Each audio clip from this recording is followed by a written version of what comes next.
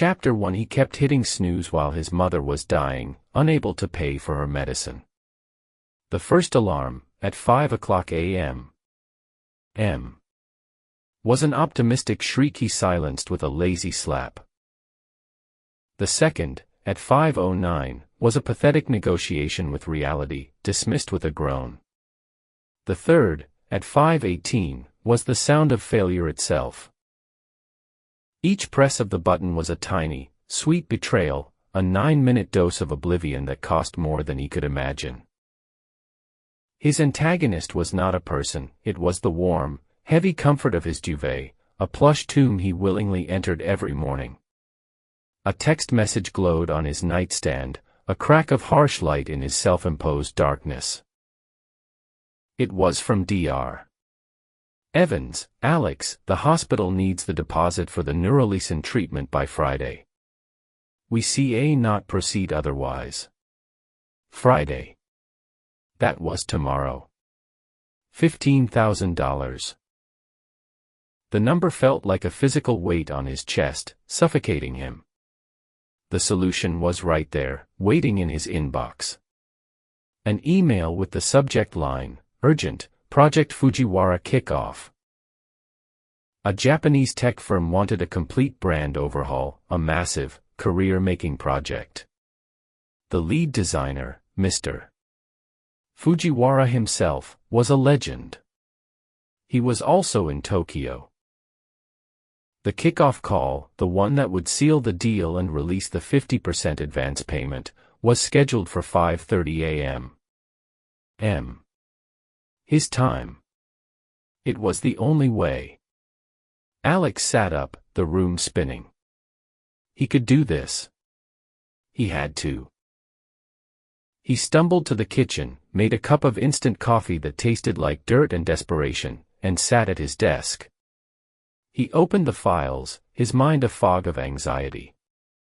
He just needed to stay awake for another, 20 minutes? But the voice started whispering, the one that sounded like him but was not. You re-exhausted. You see not impress a genius like Fujiwara in this state. Just lie down for 10 minutes. Just 10. Close your eyes and reboot. It was such a reasonable, caring voice. He listened. He set a new alarm for 5:28 a.m. And lay on top of his covers, just for a moment. The next thing he knew, sunlight was streaming through his window. It was 8:43 a.m. Panic, cold and sharp, stabbed him. He snatched his phone.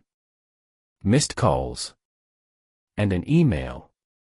It was not the angry rejection he expected. It read, Mr. Alex, a scheduling conflict has arisen on our end.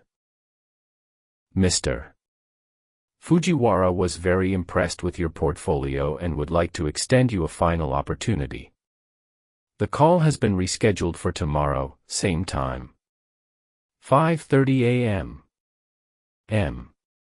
We look forward to speaking with you. It was not a reprieve. It was a curse. He had not just been given a second chance, he'd been given a second chance to fail, with the stakes now impossibly, unbearably higher. Chapter 2. This time, he would not fail. That night, sleep was a battlefield. Alex set 3 alarms, placing his phone in the bathroom to force himself out of bed. He drank a liter of water before sleeping, hoping a full bladder would be a more effective motivator than his mother's mortality. He lay in bed, eyes wide open, watching the numbers on the ceiling clock burn through the minutes. Every creak of the building was the sound of his future collapsing. When the first alarm finally blared at 5 o'clock a.m., it sounded like a fire truck inside his skull. He launched himself out of bed, a clumsy, desperate scramble, and stumbled into the bathroom, knocking over a bottle of shampoo. He silenced the alarm, his heart hammering. He stared at his reflection in the mirror. His eyes were bloodshot, his face pale. The voice was back, but now it was a venomous whisper. Look at you. You think you can win a $30,000 contract looking like that? You did not sleep. Your brain is not working.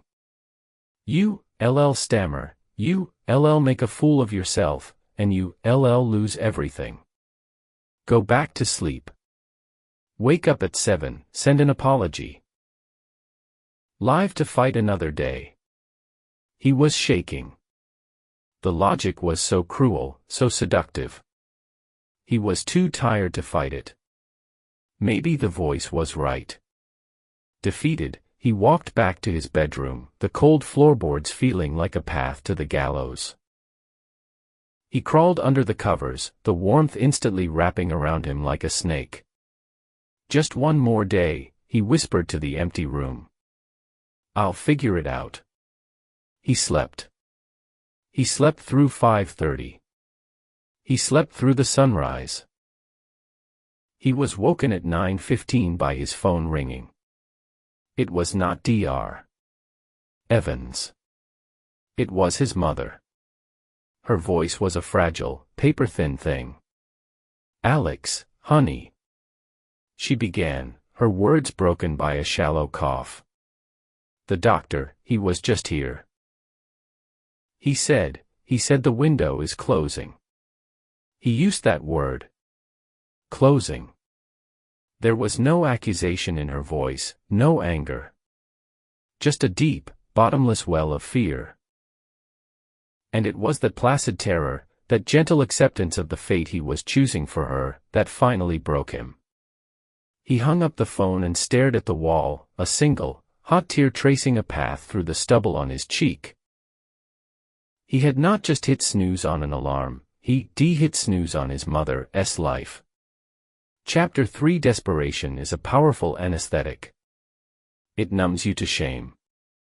Alex tore his apartment apart, grabbing anything of value. His prized laptop, his monitor, his grandfather's watch. He took them to a pawn shop and walked out with $1,100, a pathetic fraction of what he needed. Holding the crumpled bills, he went to the hospital, a meaningless offering to a god he ignored for too long. His mother was sleeping, her breath a faint, rhythmic rattle. On her nightstand, next to a plastic cup of water, was her old sketchbook. He picked it up. He remembered her drawing constantly when he was a kid. He had not seen her touch it in 20 years. He flipped through the first few pages, filled with beautiful, intricate pencil drawings of flowers and landscapes. Then, the pages became empty. All of them, blank. Except for one, near the end. It was a hurried, unfinished sketch of him as a boy, kicking a soccer ball. Below it was a list, written in her familiar cursive. September 10, 1998, we'll start painting again when Alex starts school. June 5, 2006, we'll get back to my art once Alex finishes his high school exams. August 20, 2010, just need to see Alex settled in his first job, then it's my time. May 1, 2023, maybe after I feel better. The truth hit him like a physical blow. She had not given up on her dream. She had just kept hitting snooze. For 30 years. His weakness was not his own, it was a legacy, a poison passed down through love and sacrifice. He was not just lazy, he was living out her curse. A white-hot rage, pure and clean, burned through his despair. He would not let this be how their story ended. He stormed out of the room, pulled out his phone, and found the number for the Fujiwara Corporation. He would call. He would beg. He would offer to work for free, anything to get back in. The assistant answered, her voice polite and cool. Fujiwara Tech, how can I help you? Alex explained who he was, his voice cracking with urgency. There was a pause. "Oh, yes, Mr. Alex," she said. "Thank you for the recommendation. We have already awarded the project to Mr. Renshaw. His preliminary ideas are excellent." Alex froze. Mark Renshaw. His bitterest professional rival. Recommendation. I did not recommend anyone. The assistant sounded confused. "But you did, sir. You sent an email this morning, just after 8 a.m. You explained you were withdrawing for personal health reasons and stated that Mark Renshaw was the only other designer in the city with the vision for the project." His blood turned to ice. He fumbled to open his email, his hands shaking. There it was. In his sent folder. An email he had no memory of writing, a perfectly crafted, professional surrender. The voice in his head, the one that urged him to sleep, had not just been making him fail. It had been actively working for the other side. It had taken his dream, his mother's only hope, and handed it directly to his enemy. He was at the bottom. He had not just been losing a battle, he had been a traitor in his own war. Chapter 4. There, in the sterile quiet of the hospital corridor, under the flickering fluorescent lights, Alex finally saw his enemy clearly. It was not the clock. It was not Mark Renshaw. It was the other Alex. The one who lived in the warm sheets. The one who spoke with the voice of reason and comfort. The one who wrote emails while he slept. The choice was never about waking up to win a job. It was about waking up to kill that other man before he erased Alex completely. He looked at his phone. The alarm for the next day was still set for 5 a.m. A bitter laugh escaped his lips. The Fujiwara project was gone. That battle was lost. But the war had just begun. He did not go home. He went to a 24-hour coffee shop, the $1,100 from the pawn shop still in his pocket. He bought the strongest coffee they had and sat down. He did not plan to win back the old job. He planned to win everything else. He spent the next 6 hours researching, his fingers flying across the keyboard of the cheap library computer. He found online design sprints, brutal, 24-hour global competitions hosted by major corporations, with huge cash prizes and immediate payouts. The next one started at midnight, Pacific Time. 5 a.m. His time. When the alarm on his phone went off, he was already awake. He did not silence it. He let it scream, a declaration of war. It was no longer a summons to a job he might lose. It was the starting gun for his own salvation. For the next 24 hours, he did not move. He was fueled by rage, grief, and a terrifying clarity. He designed with a ferocity he never knew he possessed, pouring every ounce of his shame and fear into the pixels on the screen.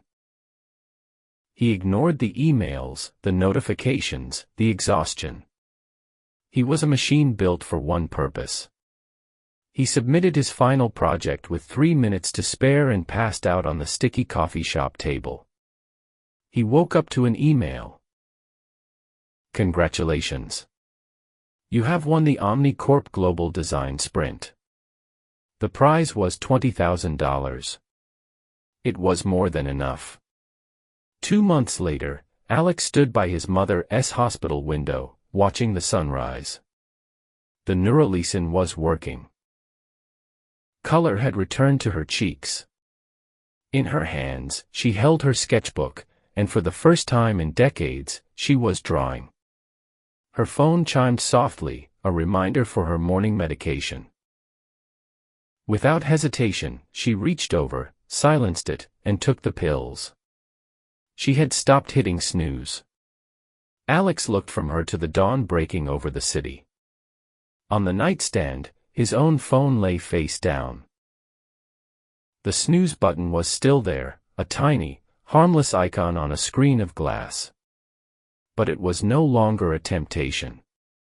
It was a tombstone. And what about you? Is that alarm you set tonight a tool to build your future? Or is it just a tombstone for the person you could have been, waiting for you to press it one more time?